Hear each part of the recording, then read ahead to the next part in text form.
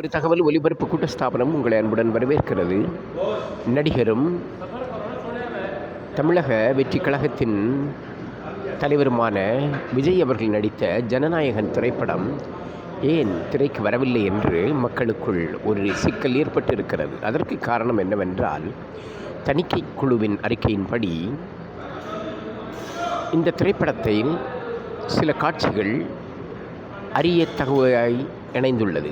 காரணம், கரூரில் நடந்த கொடூர சம்பவத்தையும் இதில் அவர்கள் திரைப்படத்தில் புகுத்தியிருப்பதாகவும், இந்திய பாதுகாப்பு படையின் சில அம்சங்களை இவர்கள் அனுமதியின்றி புகுத்தியிருப்பதற்காகவும் தணிக்கை குழு இன்னும் நிறுத்தி வைத்திருக்கிறது.